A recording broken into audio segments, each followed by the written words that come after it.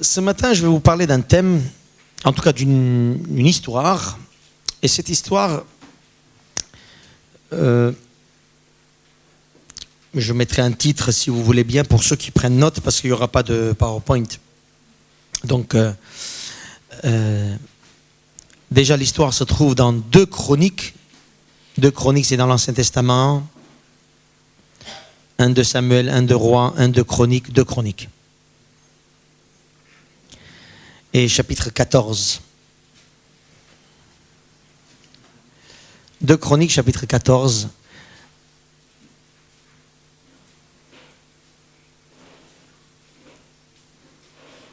Et pendant le message, alors que je vais tout simplement essayer de partager ce texte avec vous, en tout cas cette histoire avec vous, je voudrais que vous puissiez, vous aussi, mes frères et sœurs, participer au message. Je voudrais petit à petit vous apprendre que quand le pasteur prêche, en tout cas quand un frère est devant qui prêche, ce n'est pas lui seul qui prêche. C'est l'assemblée qui entre dans le texte. Et l'assemblée ensemble avance. Alors parfois c'est évident, parfois c'est pas évident. Ça veut dire quoi? Ça veut dire que dans l'apport de la parole de Dieu, dans le partage de la parole de Dieu, c'est vraiment un partage et non pas une conférence. Amen. Le conférencier, il fait un texte, il raconte ce qu'il a envie de dire, et les autres, ils sont d'accord, ils ne sont pas d'accord. Mais dans l'Église, ce n'est pas comme ça. Dans l'Église, le Saint-Esprit parle. Par celui qui parle et par celui qui entend et par celui qui réagit, par celui qui... Vous voyez, on est comme ça, interaction. Hein? Alléluia. Alors dis-toi que tu vas changer aujourd'hui ta façon de vivre ce moment de culte. En tout cas, ce moment de prédication. On peut? Alors, comment on peut le concrétiser, ça, à votre avis? Allez, une question, ensemble. Comment on peut concrétiser pour dire que c'est un partage qu'on est en train de faire? Déjà, vous avez mal commencé, puisque personne ne répond. Voilà. Exprimer, réaction, visage, des questionnements. Qu'est-ce que tu viens de dire là? Répétez s'il te plaît. Bon, en français, bien sûr, pour l'instant, merci Seigneur, j'arrive à parler en français. En tout cas, je voudrais que vous puissiez réagir, mes frères et sœurs, parce que c'est un partage que nous faisons. Je me suis rendu compte que dans beaucoup d'églises, et même parfois chez nous, le pasteur prêche, le reste, ils savent que bon, voilà, on va aller jusqu'à 11h20, 11h30. Bon, entre-temps, on écoute. Et on prend ce qui nous touche le plus. Et on prend ce qui nous arrange, par exemple. Mes frères et sœurs, le moment où nous vivons, Jésus est au milieu de nous, n'est-ce pas? Il me donne le ministère de la parole, mais il n'y a pas qu'à moi, il vous donne aussi le ministère de la parole. On a des responsabilités différentes à ce moment-là, mais nous devons écouter les uns les autres. Amen. Alors, si quelqu'un ne comprend pas, il me fait ça. Amen. Si quelqu'un est tout à fait d'accord avec moi, il dit « Oui, pasteur, c'est vrai ». Ou « Amen ». Si quelqu'un est choqué de ce que je dis, ça peut arriver parce que le Seigneur va nous choquer aussi. Hein. Si le Seigneur ne nous choque pas, il y a un problème. Amen. Parce qu'il ne dira jamais ce qu'on a envie d'entendre, sûrement tout le temps. Donc, si quelqu'un est choqué, il peut dire...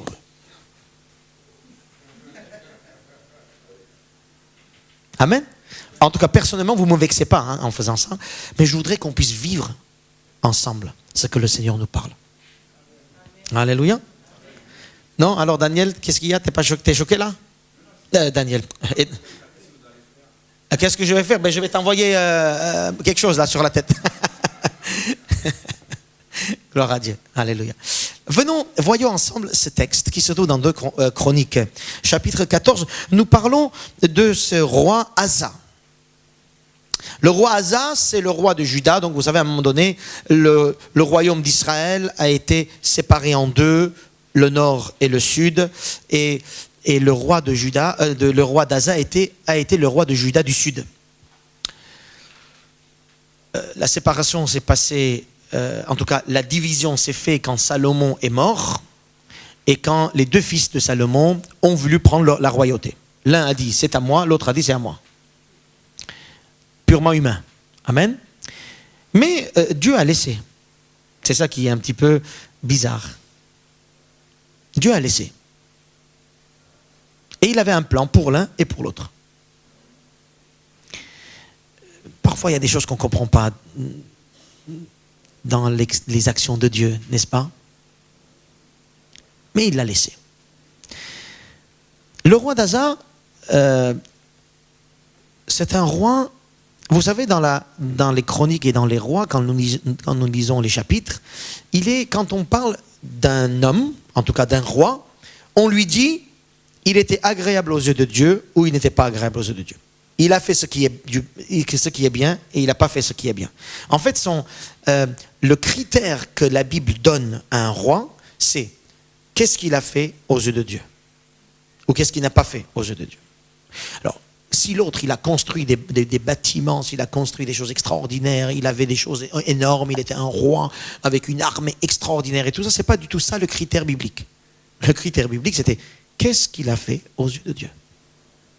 Alors, est-ce qu'il était bien ou il n'était pas bien?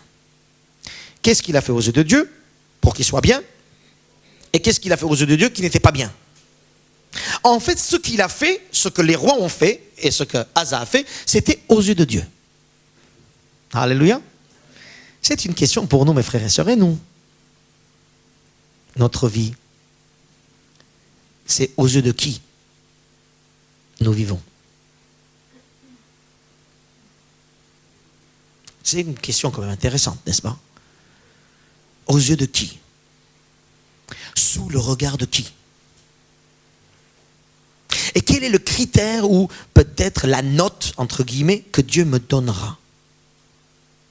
Les hommes qui vont donner les notes aux uns aux autres, c'est ce qu'il a fait, comment il a été.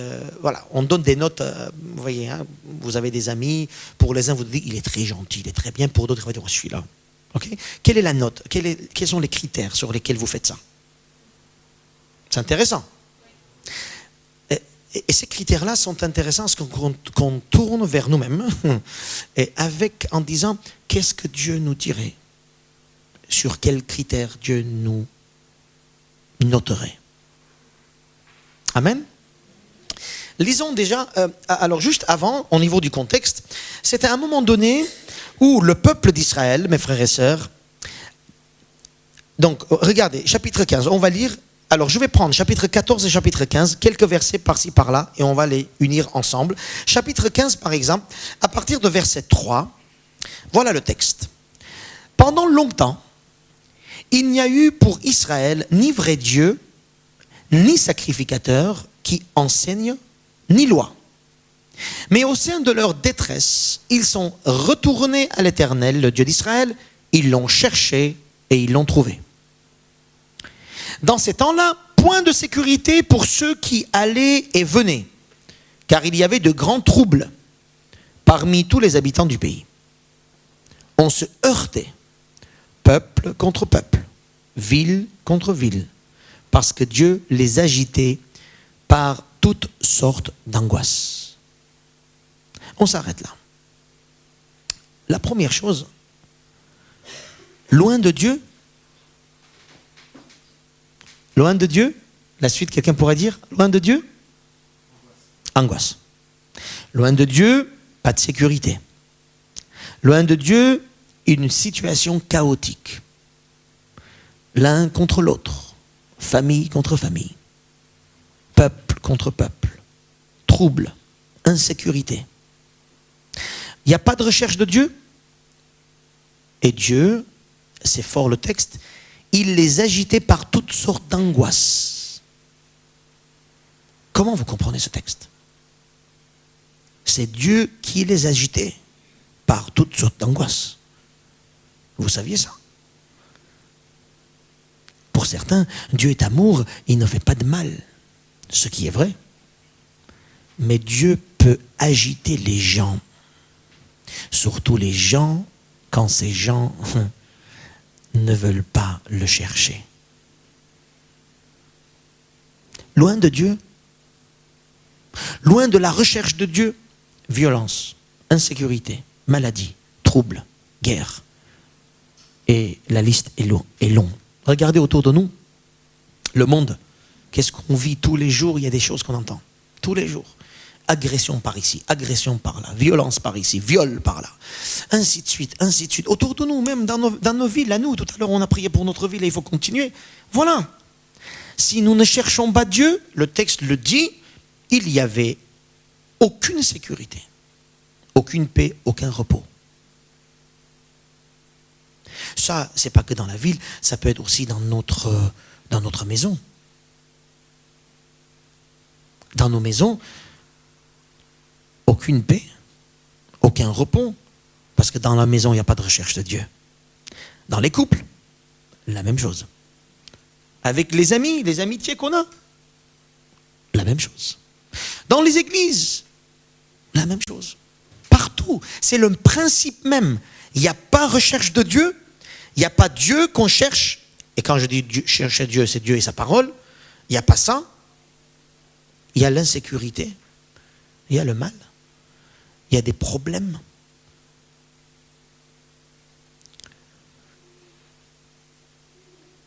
Et quand nous voyons ce texte, verset 3, il est dit, pour Israël, il n'y avait ni Dieu, ni sacrificateur, ni loi.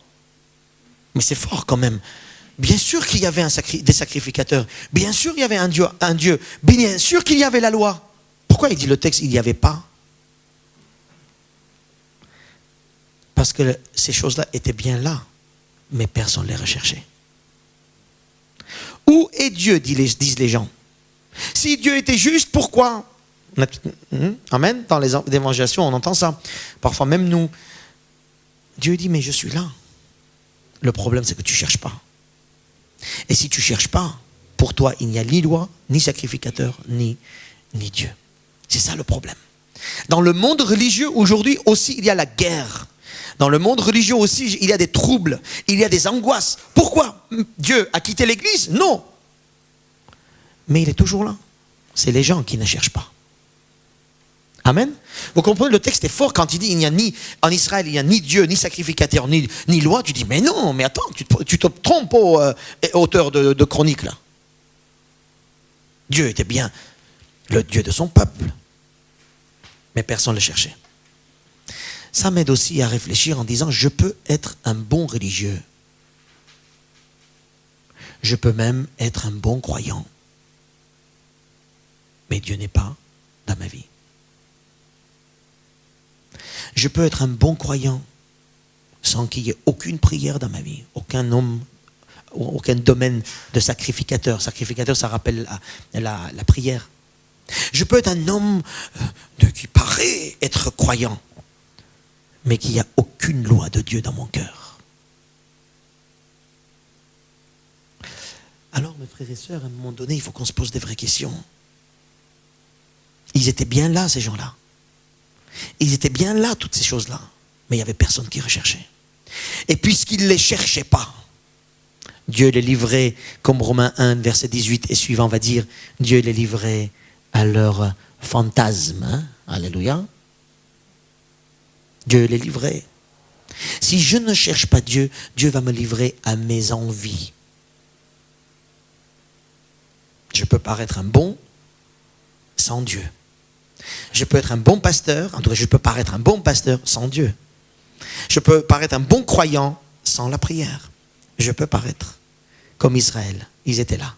Mais il n'y avait ni Dieu, ni loi, ni sacrificateur pour eux. Alléluia, mes frères et sœurs. Qu'est-ce que vous dites? C'est la vérité. Alléluia. Amen. On peut dire autre chose? Tu dis à ton voisin, tu dis qu'est-ce qu'il dit là? Tu as compris un peu?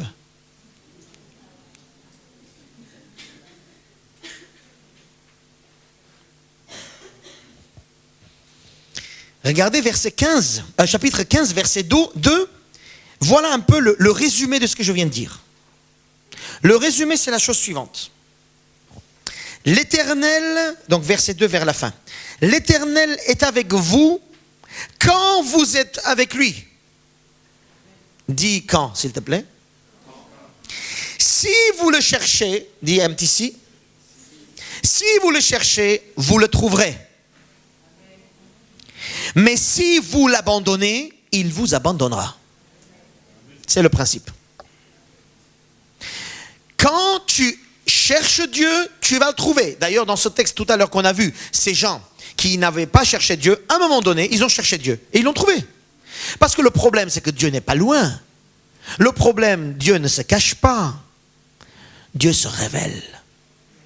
Le problème, c'est de vouloir le chercher. De vouloir l'intercepter. Tout à l'heure, je vous disais, le Seigneur est là, il parle. Et il parle dans nos esprits. C'est à vous d'écouter. C'est pas comme ça de rester en disant, bon, on va voir ce qui va se passer. Ça ne marchera pas. C'est à moi d'effort, de faire cet effort, de le chercher. Et quand je le cherche, je vais trouver. C'est une promesse biblique. Alléluia. Je le trouve parce qu'il veut se révéler. Il s'est révélé par son Fils, dit Hébreux chapitre 1.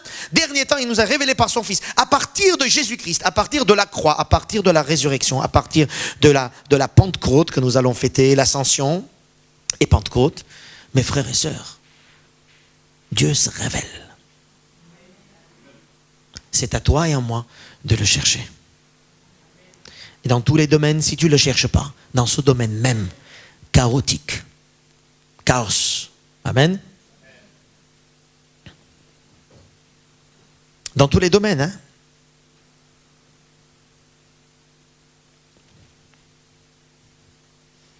L'Éternel est avec vous quand vous êtes avec lui. Si vous le cherchez, vous le trouverez. Mais si vous abandonnez, il vous abandonnera. Alors il vous abandonnera à vos désirs, hein, à vos envies. Il y a beaucoup de gens qui ont des envies cachées au fond d'eux. Là, je parle des chrétiens. Hein. Le Seigneur dit, cherche-moi avant toute autre chose. Cherche ce que j'ai à te dire. Cherche ma loi, cherche ma présence, cherche ma personne, cherche-moi. Si là, tu ne me cherches pas, je vais t'abandonner à des envies, à des désirs, à des projets. Alléluia. Une pire des choses qui peut m'arriver, de savoir que je peux être quelque part sans que Dieu soit avec moi. Samson, la force était partie. Il ne savait pas. Ça peut être le malheur de ma vie. Le malheur de ma vie de savoir que Jésus n'est plus avec moi alors que je pense que je suis avec lui. Et je veux éviter ça pour moi. Parce que je sais que si Jésus n'est pas avec moi, ma vie est chaotique. Je reconnais pour moi, je ne sais pas pour vous, mais moi je reconnais pour moi. Ma vie est chaotique sans Jésus-Christ. Je ne veux surtout pas arriver à cet état. Il l'a dit, hein, sans moi vous ne pouvez. Alléluia. On connaît ces versets. Hein. Dans chaque domaine, j'ai besoin de le chercher. J'ai besoin de dire, Seigneur, je t'en prie, sans toi, ma vie n'est rien. Revenons à Asa. Chapitre 14, verset 1. Asa fit ce qui est bien et droit aux yeux de l'Éternel, son Dieu. Extraordinaire. Je voudrais que sur ma tombe, vous puissiez écrire ça à la fin de ma vie, si je suis resté persévérant jusqu'au bout. Il fit bien aux yeux de Dieu. Voilà, ça me suffit. Alléluia. Quel titre extraordinaire. Alléluia. Maximum, le titre que je peux avoir, c'est ça. Hein? Il a fait aux yeux de bien. Il a fait du bien aux yeux de Dieu. Qu'est-ce que vous en dites? Et regardez le texte. Il fit disparaître les autels de l'étranger et les hauts lieux. Il brisa les statues et abattit les idoles. Il ordonna à Juda de rechercher l'Éternel, le Dieu de ses pères, et de pratiquer la loi et les commandements. Il fit disparaître de toutes les villes de Juda les hauts lieux et les statues consacrées au soleil. Et le royaume fut en repos devant lui. Extraordinaire. Lui, devant Dieu, il a été réglo. sa vie devant lui était bénie. Toi devant Dieu, occupe-toi de ça. Et Dieu fera en sorte que toute autre chose devant toi sera top. Amen. Pour lui, quand il dit il a fait ce qui est bien aux yeux de Dieu, on voit le texte, qu'est-ce qu'il a fait? Il a détruit dans sa vie tout ce qui n'est pas bon aux yeux de Dieu. Il a détruit dans sa vie tout ce qui n'est pas agréable aux yeux de Dieu. En fait, il a fait des choses, ce gars. Il n'a pas dit je crois en Dieu. Hein. Je vais à l'église, je lis la Bible. Je connais les versets. Si tu veux. Mais il a fait du bien aux yeux de Dieu. Il a fait le bien aux yeux de Dieu. Et en faisant ça, qu'est-ce qu'il a fait alors le gars? Bon, alors dans sa vie, tout ce qui n'est pas agréable à Dieu, il les a tac, tac, tac, un par un. Difficulté, hein. Abattre une statue, c'est pas comme ça, c'est pas aller abat-toi. C'est on prend le marteau et puis on casse et on sue un petit peu, ça va suer un petit peu, on a chaud, on va boire. C'est de la fatigue. Hein, voilà. Hein, voyez, on est dans une action où toute ma vie est impliquée pour abattre des choses qui ne sont pas de Dieu, qui ne sont pas agréables à Dieu. Il y a des choses, des domaines, des pensées dans ma vie où ils ne sont pas agréables aux yeux de Dieu. Alléluia, vous savez de quoi je parle? Amen. Ou ça y est, il n'y a que moi dans cette affaire. Voilà. Il y a des choses qui ne sont pas agréables aux yeux de Dieu. J'ai besoin de les abattre. C'est de la fatigue, mes frères et sœurs. C'est un effort particulier. C'est une décision, c'est une volonté. Ça ne se fait pas tout seul. Et ça fait mal, et ça fait peur, et ça se fatigue, et tout ce que tu veux. Il a fait pour lui ce qu'il fallait. Je veux avoir le titre. Il a fait du bien aux yeux de Dieu. C'est ça mon titre que je cherche. Alléluia. Un autre titre, je ne sais pas. J'en veux pas. Et pour ça, je vais abattre. Je vais détruire. Je vais casser. Je vais enlever. Je vais sortir de ma vie, de ma vue même, toutes les choses qui ne sont pas agréables à Dieu, parce que moi, je veux être agréable à Dieu. Et si je suis agréable à Dieu, si c'est ma volonté, le verset que je vous rappelle qui dit Jésus, recherchez d'abord le royaume de Dieu et sa justice, agréable à Dieu, toutes les choses vous seront données en plus, comme ici, et le pays, royaume, était en repos devant lui. Devant qui? Devant Asa. Quel extraordinaire, un roi qui n'a pas de problème dans son royaume. Mais quel roi ne veut pas ça? Ou quel président ne veut pas ça? Quel responsable ne veut pas que dans sa responsabilité, tout marche bien? Tous. Quel père de famille ne veut pas que dans sa famille, les enfants puissent vivre dignement? Quel couple ne veut pas vivre dans la joie? Quelle église ne veut pas vivre une vie d'église harmonieuse, etc., etc.? Quel jeune homme ou quelle jeune fille ne veut pas vivre une vie épanouie? Enlève de toi toutes les mauvaises pensées. Détruis toutes les choses qui ne sont pas agréables à Dieu et laisse le Seigneur te donner cette joie qui vient de lui. Alléluia. Mais abat, détruis.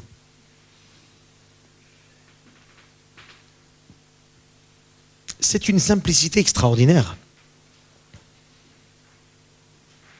Lui, il abat tout ce qui n'est pas agréable à Dieu et Dieu le bénit. C'est un principe biblique, mes frères et sœurs. Comme cherchez-moi, vous me trouvez. Vous m'abandonnez, je vous abandonne. C'est exactement la même chose. Enlève de ta vie tout ce qui n'est pas de moi. Et laisse-moi te bénir.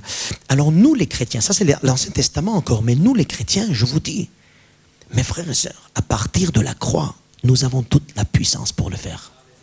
Alors qu'Asa, je ne sais pas comment il a fait. Et quand on continue l'histoire, on voit qu'il en restait un petit peu des statues. Hein? Mais quand nous acceptons Jésus, c'est pour ça qu'il faut que chacun d'entre nous acceptions Jésus-Christ. Quand nous acceptons Jésus, le Saint-Esprit vient, c'est par la puissance du Saint-Esprit que je vais abattre toutes les idoles de ma vie et toutes les statues qui ne sont pas agréables et toutes les mauvaises choses. C'est la puissance de l'Esprit qui va faire que je vais abattre, mais c'est à moi de vouloir, c'est à moi de chercher, c'est à moi de payer le prix de genoux, de prière et d'action pour que le Saint-Esprit fasse son travail. Alléluia. Et c'est pas automatique, hein? Sinon on serait tous des saints, comme ça. Dans la rue, on n'a pas besoin de Jésus, le Saint-Esprit fait le travail sur tout le monde. Non, le Saint-Esprit est ouvert, Dieu il dit, vous me cherchez, vous me trouvez parce que je suis là, mais il faut me chercher, laissez le Saint-Esprit travailler. Nous les chrétiens, après la croix, nous sommes bénis dans ce texte. Je crois que par la puissance du Saint-Esprit, je vais abattre toutes les idoles de ma vie. Alléluia. Il n'y aura aucun obstacle. Mais est-ce que je veux vraiment? Voilà la question. Est-ce que je veux vraiment? Parce que cette idole-là, ça me fait plaisir. Ça donne envie. Je suis heureux avec cette idole. Mais écoute, ce n'est pas agréable à Dieu. Oui, mais tu sais quand même, Dieu, il peut pardonner. Dieu, il peut pardonner quoi?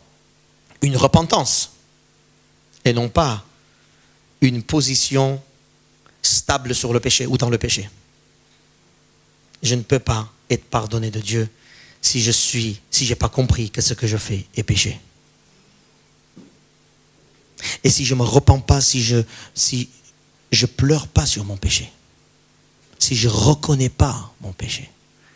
Asa, il a détruit parce qu'il a su que ses statues, même si elles étaient belles, peut-être ornées d'or et tout ce que tu veux, elles étaient belles, la vue, tout ça. De toute façon, en général, le péché est toujours beau, donc ça paraît beau. Amen, mais ça pue à l'intérieur. Le péché, ça paraît beau et on prend toujours, tous ici dans cette salle, tous, de là jusqu'à là-bas, on prend tous plaisir du péché. Ne me dites jamais non. Vous prenez plaisir du péché, peut-être pas les mêmes péchés.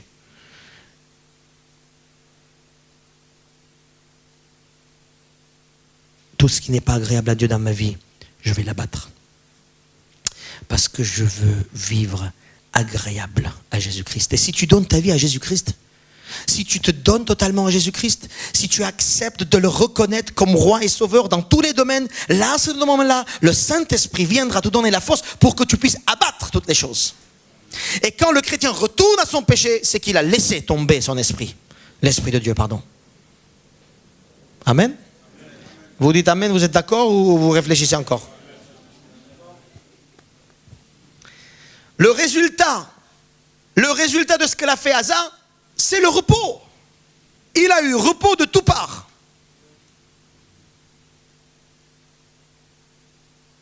Le repos spirituel, sentimental, relationnel, physique, professionnel. Et surtout le repos avec Dieu. Surtout le repos avec Dieu. Tu vas avoir vraiment une bonne vie, bonne relation, beaucoup d'argent. On te donne tout ce que tu veux. Et tu te dis, c'est super, j'ai pas de problème. Mais quand tu dors la nuit, ta relation avec quoi? Avec Dieu et comment? Et donc beaucoup de gens ne dorment pas la nuit pour ne pas être seuls. Bon, ils vont chercher des camarades de lit. D'autres, ils vont dormir la télé allumée. Avec la lumière. D'autres vont dormir avec la musique à l'oreille. Parce qu'ils ont peur d'être seuls devant le Créateur. Je ne sais pas si vous dormez la lumière allumée, je ne sais pas les raisons pour ça, mais attention, il faut que vous ayez un temps seul avec le Créateur pour savoir et ta relation avec lui.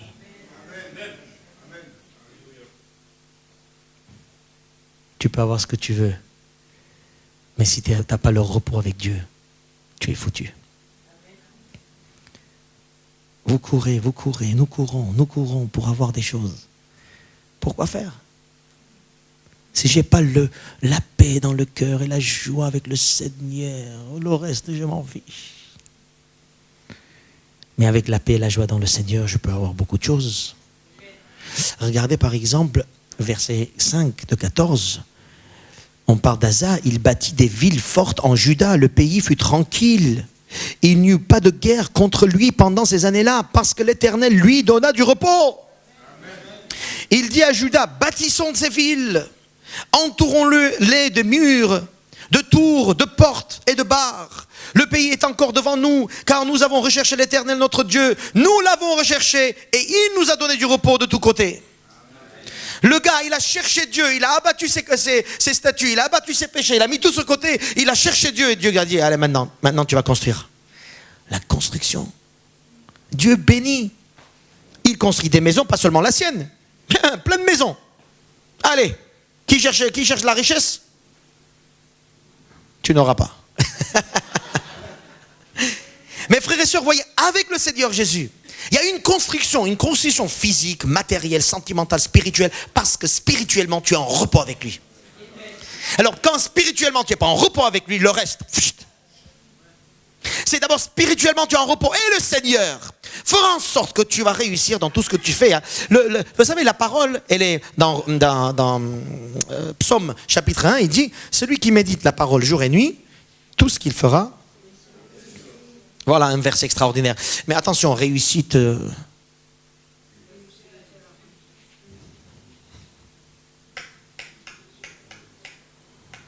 Parce qu'il y en a qui disent réussite que matérielle. Je ne suis pas d'accord. Le Seigneur, d'abord, la première réussite que je peux avoir avec lui, c'est ma relation avec lui. Et il m'enlèvera, il m'enverra, il me ramènera, il me donnera une maison, 4 maisons ou une cabane. Et oui, une cabane. Quand j'ai le cœur tranquille avec lui, j'accepte tout avec reconnaissance. Mais si je cherche absolument une maison, 2 voitures et 4 femmes, le Seigneur il dira, vas-y, fais ce que tu penses, car tu ne me cherches pas dans ces domaines-là. Je vais te laisser à tes envies. Tu vas avoir 4 maisons et 4 femmes et 4 voitures.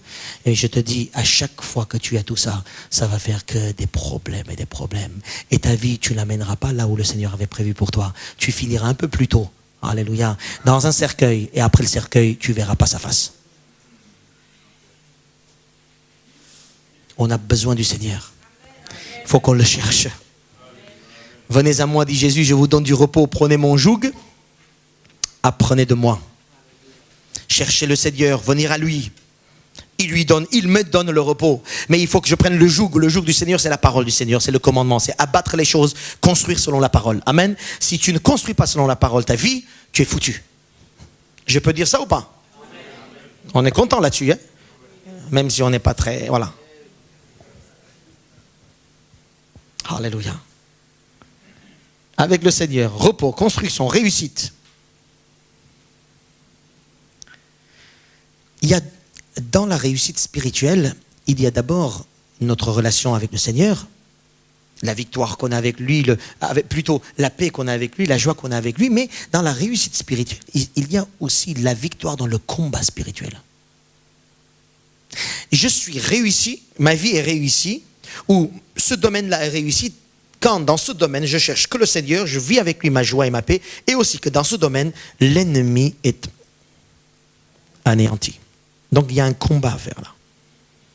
Tu ne peux pas aller à la guerre en restant à la maison, les bras croisés.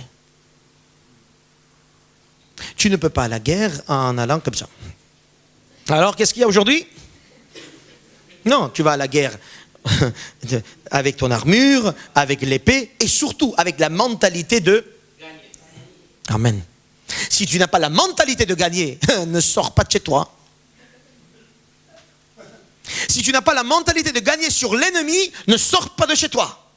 Il va te bouffer. Mes frères et sœurs, la réussite spirituelle, c'est d'abord quand moi, je donne ma vie au Seigneur, je reçois de son esprit, et là je suis en paix. Mais deuxième chose, pour que la réussite soit totale, il faut que je puisse avoir des victoires sur l'ennemi. À chaque fois que l'ennemi vient vers moi, je vais lui dire, hors de ma vue, Satan. C'est comme la pièce des 2 faces. La réussite, c'est la paix du Seigneur. C'est la joie du Seigneur. Je vous disais la semaine dernière, les 3 amis de Daniel, Joseph, dans toutes les mauvaises situations, alléluia, nous sommes dans le feu, mais ça ne brûle pas. Nous sommes dans le puits, mais il y a le ministère de ministre qui m'attend. Vous me suivez? La première chose, c'est cette paix, cette joie. La deuxième chose, c'est de pouvoir faire peur à l'ennemi. Vous pouvez faire peur, vous, à l'ennemi? Ce n'est pas avec des prières. Oh non, Jésus, pas comme ça. C'est que des paroles, ça. Attention, parce que l'ennemi ne voit pas ce que tu dis. Il sait très bien que tu peux dire n'importe quoi. Mais regarde comment tu comportes. Est-ce que la joie du Seigneur t'a rempli le cœur? Est-ce que tu as abattu quelques statues? Parce que vous savez, vous connaissez les cow-boys, des films de cow-boys au moins. Amen. Hein, quand les cow-boys sont sur leur chevaux, et puis ils sont en train d'aller attraper une vache ou un taureau. Hein? Puis c'est la pub de Marlboro à l'époque, hein, des années 80. Alors, c'était l'assaut, voilà. Et puis, et puis et puis il prend les taureaux il le tire. Satan, il va regarder dans ta vie. Quel taureau tu gardes? Chaque taureau représente un péché. Chaque taureau est une statue que tu as fabriquée. Et Satan, sur son cheval, il fait ça. Quel taureau je vais prendre aujourd'hui dans ta vie? Alléluia. Et clac, il va prendre le taureau de l'orgueil, par exemple. Et clac, le taureau de manque de pardon. Taureau de colère. Taureau de péché intel. Taureau de pensée mauvaise. Taureau de sexualité déviée. Taureau de je sais pas quoi. Il le prend. Alléluia. Après, tu dis, oh non de Jésus. Il dit, quel Jésus? Je t'ai attrapé.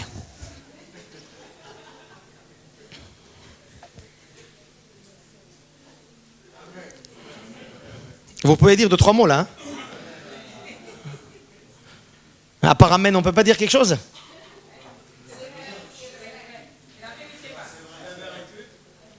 Le taureau, cow-boy.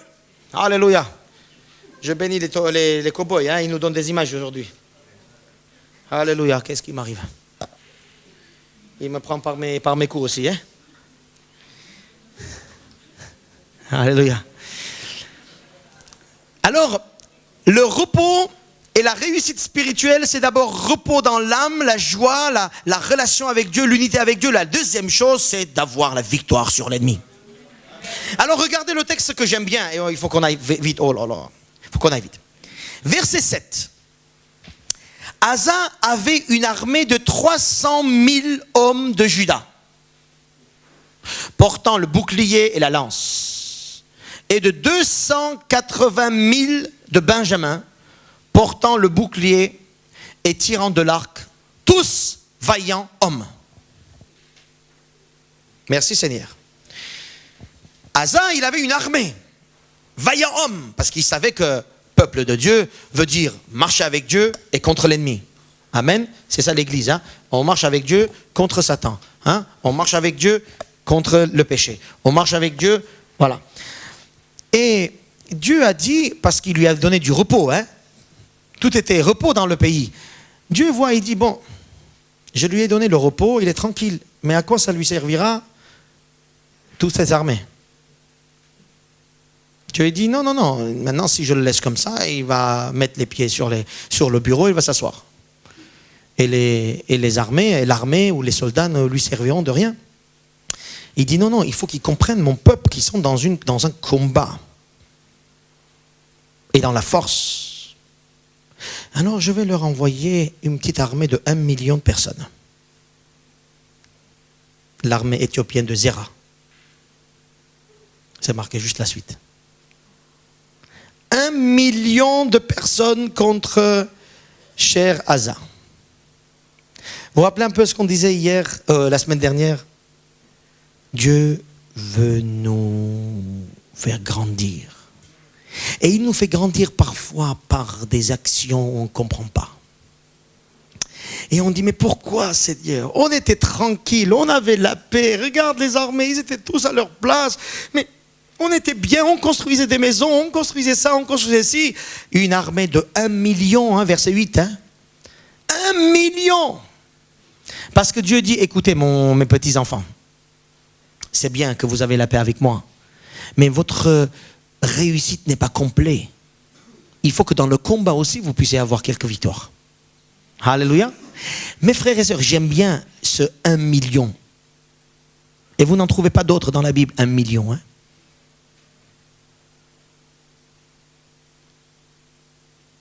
Un million de personnes contre Asa. Pourquoi, Seigneur? pour que la victoire soit plus grande. On est 300 par là, 300 par-ci, mais on voit des soldats au même niveau. Non, non, non, plus grand. Il faut que vous dépassiez un petit peu votre possibilité d'action. Amen. Parfois, ça nous arrive. Quand on parle avec des gens, ils nous parlent de leurs problèmes. Et on dit, mais ça c'est rien, ça. C'est rien, ça. Et puis quelques jours après, toi, tu as un problème. Un autre. Et tu pleures. Qu'est-ce qui s'est passé? Et parce que le problème de l'autre, qui n'était rien pour toi, parce que tu avais sûrement dépassé, ou tu n'avais peut-être pas ce problème, ou peut-être ce n'était pas tes faiblesses. Si Dieu allait donner le même problème, où toi tu disais que c'était rien, tu allais le résoudre comme ça. Amen. Tu n'allais pas avoir besoin de Jésus à ce moment-là. Tu dis, ça je sais faire. Je l'ai déjà fait plusieurs fois. Je sais comment m'en sortir de ce problème. Amen. Le Seigneur dit, non, je vais te donner un problème un peu plus grave pour que tu puisses me chercher. N'oubliez pas, l'idée de Dieu, c'est de nous chercher. Il faut qu'on le cherche. Et il nous cherche pour qu'on le cherche. Vous avez compris ça? Il nous cherche pour qu'on le cherche. Ça vous arrive parfois avec les jeunes, hein? On rigole, on dit, ne me cherche pas, tu me trouveras. Ne me cherche pas, tu me trouveras. Hein? Dieu il dit, je vais te chercher pour que tu me trouves. Je vais t'embêter un peu là pour que tu me cherches et tu me trouves. Parce que je veux être trouvé par toi. Ça montre l'amour de Dieu. Alléluia. Dieu veut être trouvé par nous. Dieu veut qu'on le cherche et qu'on le trouve. Pas juste chercher, hein. Il n'est pas sadique. Hein. Cherchez-moi où je suis. Hein? C'est pas comme ça. Hein. Il ne joue pas cache-cache. Hein. Alléluia. Cherchez-moi si tu peux trouver, c'est bien pour toi. Non. Il dit cherche, regarde, je suis là. Cherche.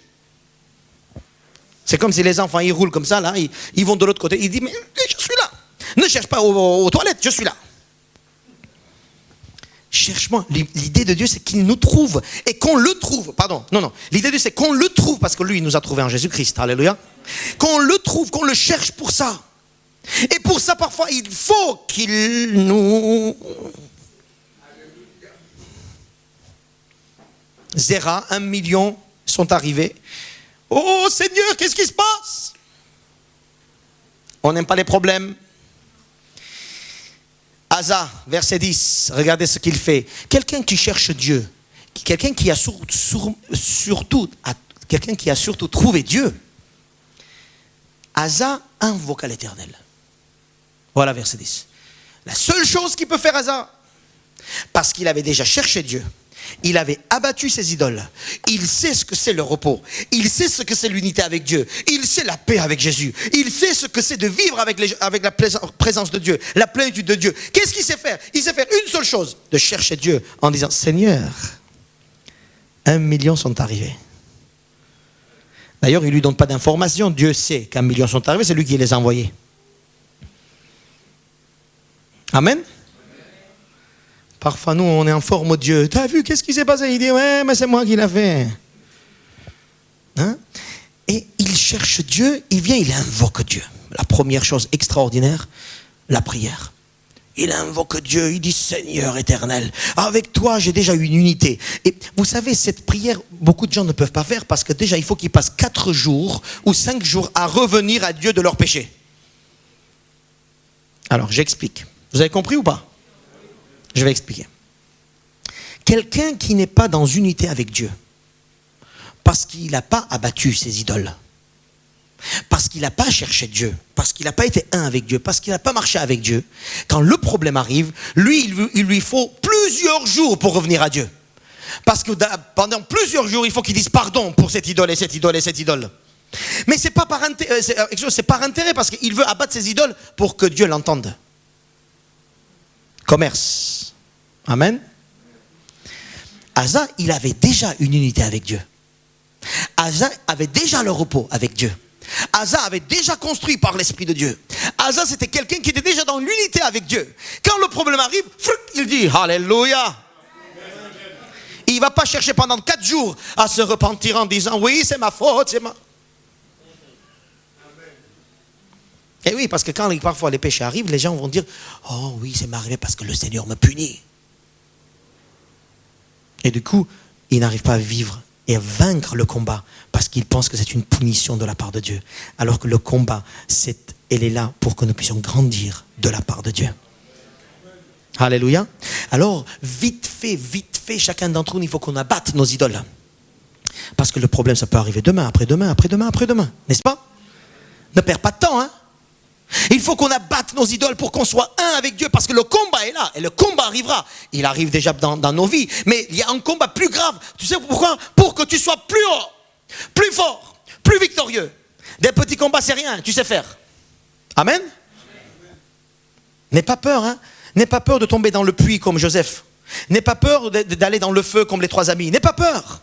Le Seigneur va t'amener jusqu'à là, pour que toi, tu puisses expérimenter quelque chose de sa part. Alléluia. Amen. Il invoque l'Éternel. Regardez la prière, on va lire la prière.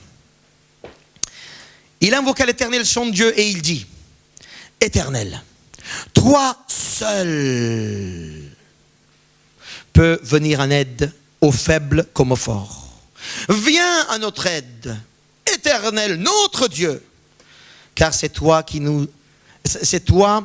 toi que nous nous appuyons et nous sommes venus en ton nom contre cette multitude. Éternel, tu es notre Dieu, que ce ne soit pas l'homme qui l'emporte sur toi. Une prière extraordinaire, une prière extraordinaire. Il invoque l'Éternel, il dit: Seigneur, tu peux seul. Quelle confiance. Tu peux seul, parce que j'ai cherché, j'ai essayé, j'ai pas trouvé. Tu peux seul, parce que j'ai compris, j'ai goûté, j'ai expérimenté que vraiment en dehors de toi il n'y a pas de bon. En dehors de toi il n'y a pas de repos. En dehors de toi il n'y a pas de joie. En dehors de toi il n'y a pas des bonnes choses. Seigneur, t'es toi seul. Est-ce que tu peux dire vraiment ça dans tes combats? Est-ce que tu peux vraiment expérimenter? Est-ce que tu peux dire par expérience: en dehors de toi il n'y a personne? J'ai essayé, Seigneur. Alors essayez, allez trouver d'autres dieux, allez trouver dans d'autres religions, allez trouver dans d'autres trucs, allez faire des choses là, sans Dieu, là, pour voir un peu ce que vous pouvez faire. Pour que vous puissiez vraiment prier cette prière. Tu peux seul, Seigneur. Alléluia. Viens à notre aide. Il reconnaît, avec les 300 000 et même plus de soldats, qui ne peut pas s'en sortir. Il faut qu'on reconnaisse, mes frères et sœurs, ce n'est pas par notre gentillesse, ce n'est pas par nos études, ce n'est pas par nos expériences, ce n'est pas par ce qu'on sait, ce qu'on peut, ce n'est pas par notre culture, ce n'est même pas par la prière de nos parents que nous en sortirons. Nous en sortirons que par l'aide de Dieu. C'est ni par la puissance ni la force, dit l'Éternel, c'est par l'Esprit de Dieu. Alléluia. C'est sur toi que nous nous appuyons.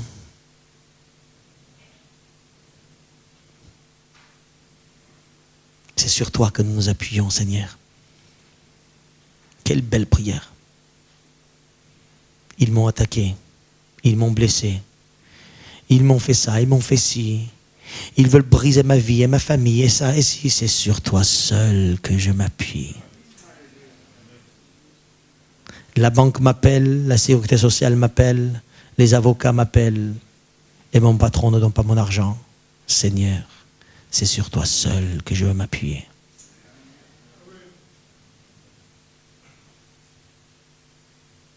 Ils m'ont regardé à travers, ils m'ont fait quelques insultes, ils me méprisent. C'est sur toi seul que je veux m'appuyer. Parce que je sais que c'est toi seul qui donne le repos.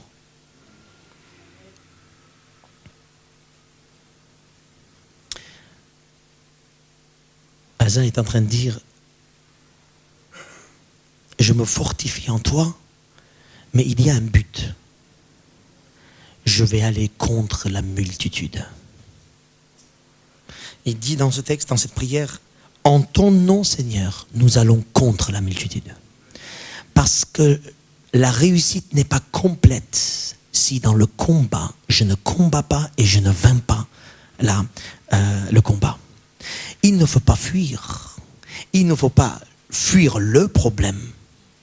Il faut attaquer l'ennemi. Tu n'es pas réussi tant que tu n'attaques pas et tu ne gagnes pas. Rester à la maison, fuir les gens. Je ne veux plus aller le voir. Non, je ne veux plus. Voilà, ça, ce genre de choses n'existe pas dans le royaume de Dieu. Hein? Dans le royaume de Dieu, c'est je vois la personne, je bénis la personne et j'attaque le mauvais esprit qui est derrière. Pas la personne, attention. Hein? Alléluia. Le combat doit être victorieux, c'est-à-dire quand Satan, par colère, manque de pardon, par toutes ces mauvaises choses qui peut nous attaquer, il faut qu'il soit anéanti par le contre-attaque. Le contre-attaque, c'est l'amour. Le contre-attaque, c'est la parole de Dieu. Le contre-attaque sur la mauvaise ennemie, en tout cas, la mauvaise force qui est devant moi. La contre-attaque, c'est de lui dire au nom de Jésus-Christ, je te traite comme Jésus m'a traité. Alléluia. En ton nom, Seigneur, j'attaque contre la multitude. Vos problèmes, vous les résolvez quand le Seigneur Jésus au milieu de vous, c'est lui qui vit en vous. Alléluia. Et il continue en disant, Seigneur, tu es notre Dieu. Regardez quelle confession encore une fois. Tu es notre... Alors notre Dieu, c'est pas que le sien. Hein. C'est pas que lui. C'est notre, c'est le peuple, c'est tous ensemble. Amen. Là, je mets l'accent sur la communion fraternelle. Pas seul. Seul à la maison, toi, le super spirituel que tu es, parce que tu ne veux pas avoir de relation avec les faux spirituels dans l'église, toi tu penses que tu es le super spirituel à la maison, tu n'arriveras pas. Tu as besoin des autres. Notre Dieu, tu es notre Dieu, Seigneur, c'est en ton nom que nous attaquons, c'est en ton nom que nous confessons. Nous nous appuyons sur toi seul, Seigneur. C'est toi, je t'invoque toi seul, parce que toi seul tu peux, Seigneur. En dehors de toi, il n'y a personne. J'ai essayé, je n'ai pas trouvé. Donc, alléluia, Seigneur, toi seul. Et ce qu'il dit en plus, il dit, ce ne soit pas l'homme qui l'emporte. C'est quelle belle prière, que ce ne soit pas l'homme qui l'emporte. Alors l'homme, ça doit être le Zéra, ça doit être le roi ennemi, mais ça peut être aussi lui.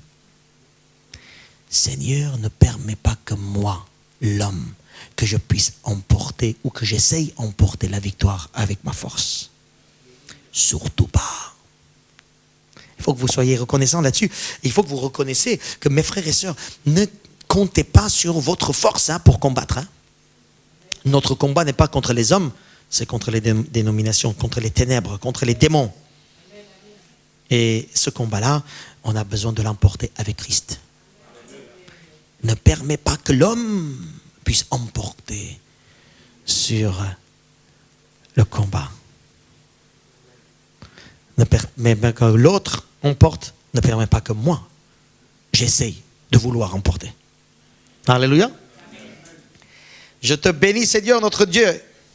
Une prière comme ça, une vie comme ça, un projet comme ça, une relation comme ça, une famille comme ça, un couple comme ça, où Dieu est au centre de la situation.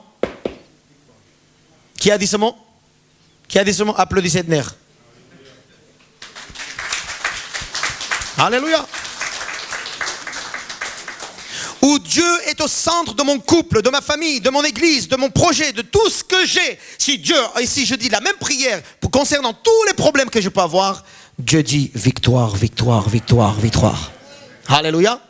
Et regardez avec un verset, l'Éternel frappa les Éthiopiens devant Asa et devant Juda et les Éthiopiens prirent la fuite. C'est tout, c'est fini l'histoire. Là, on tourne la page. Un verset. L'Éternel, il a dit, ok, j'ai compris, fort, et fini. Mes frères et sœurs, c'est une question de foi, c'est une question de mettre le Seigneur au centre, c'est une question de pouvoir dire à Dieu, Seigneur, vraiment toi dans mes problèmes. Parce que j'ai abattu mes idoles, j'ai mis toutes les mauvaises choses de côté. Je te cherche toi seul, parce qu'en toi seul j'ai la vie, en toi seul j'ai l'histoire, en toi seul j'ai la joie, en toi seul j'ai le repos. Et je construis ma vie par rapport à ta parole, Seigneur. Je construis ma vie par rapport à ta parole. Il y a des combats qui vont arriver, mais en ton nom nous avancerons. Avec toi nous avancerons. Alléluia. Asa et son peuple. Allez, je m'arrête là. La suite, ça sera la semaine prochaine. Alléluia. Parce qu'il y a beaucoup d'exemples à prendre de ce verset-là, que de ces chapitres. Lisez à la maison 14, 15, 16. Lisez à la maison ces versets-là. Mes frères et sœurs, c'est une richesse absolue de trouver Dieu.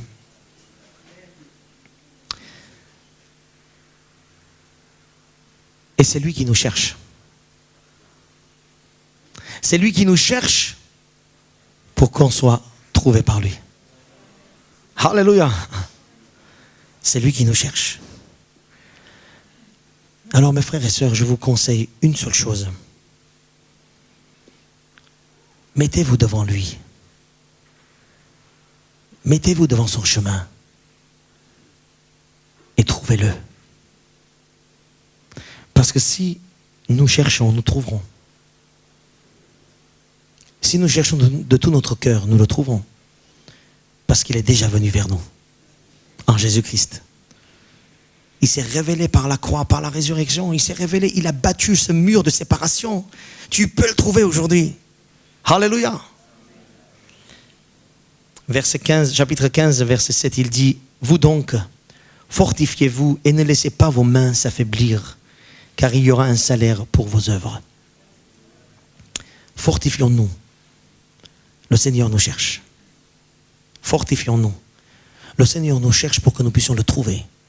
Et si nous l'avons trouvé, quelle chance nous avons.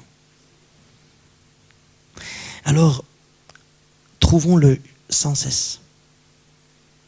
Cette semaine, moi, je vous propose de faire cette prière la vôtre. D'invoquer Dieu sans cesse. Cette semaine, je voudrais vous proposer à ce que vous puissiez le chercher, le trouver. Cette semaine, je voudrais que vous puissiez le rencontrer dans ce qui vous attend dans la semaine. Et il y a beaucoup de choses qui nous attendent dans la semaine. Je ne sais pas quoi, mais sûrement. En tout cas, j'espère bien. Tout ce que tu as à faire cette semaine, il y a des choses qui t'attendent. Alors dans toutes ces choses, prends le Seigneur. Vis le Seigneur. Sois entouré par lui. Mets-toi debout en disant, je vais te trouver Seigneur, je vais te trouver. C'est ça la prière. Hein? Je vais te trouver aujourd'hui, je vais te trouver demain, je vais te trouver tout à l'heure, je vais te trouver dans toutes les choses, Seigneur. Parce que tu es là, tu es présent pour moi. Alléluia. Mettons-nous debout et prions dans ce sens tous ensemble si vous voulez bien. Alléluia. Seigneur Jésus, ces paroles, elles nous rappellent, Seigneur, que toi tu as dit, je suis avec vous jusqu'à la fin du monde. Tu es avec nous maintenant, tu seras avec nous tout à l'heure. Maintenant, c'est à nous de te trouver dans les domaines de notre vie, de te trouver dans chaque situation. Et dans chaque situation, de t'élever toi seul. Et si dans ces situations, Seigneur, il y a des statues à battre, des péchés à anéantir, à détruire, la façon de notre vie, nos principes, Seigneur, permet que nous puissions le faire afin de vivre avec toi un repos de cœur, de joie, de relation, d'intimité. Je prie pour chacun d'entre nous ici, afin que chacun d'entre nous, Jésus, puisse marcher avec toi tout au long de cette semaine, main dans la main dans le repos, mais aussi dans l'état d'esprit du combattant et de victorieux, dans chaque domaine où Satan veut prendre le taureau par les cornes. C'est toi seul. Et par la puissance de ton esprit, nous pouvons briser. Et ce matin, nous voulons briser toutes les cornes qui ont été déjà attrapées par Satan. Nous voulons les briser afin que Satan lâche au nom de Jésus-Christ. Nous commandons à l'ennemi en ton nom Jésus de lâcher maintenant toutes les cordes. Car nous sommes ici pour vivre en liberté par toi. Tu nous as affranchis et c'est pour la liberté que tu nous as affranchis. Nous ne laisserons pas l'ennemi venir, Seigneur, prendre quoi que ce soit. Et s'il a déjà pris parce que nous avons été désobéissants, Seigneur, avec repentance, donne un cœur repentant à chacun d'entre nous. Un cœur, Seigneur, d'humilité, pour que nous puissions briser, Seigneur, et laisser ton esprit briser en nous toutes les choses qui ne sont pas de toi. Nous voulons vivre joyeux, heureux, ici sur cette terre et dans la vie éternelle avec toi. Alors oui, Seigneur, Nous voulons vivre une vie d'unité avec toi, mais aussi une vie de proclamation, une vie de combat et de propagation de ton évangile jusqu'à ce que tu reviennes. En ton nom Jésus, alléluia. Amen et amen.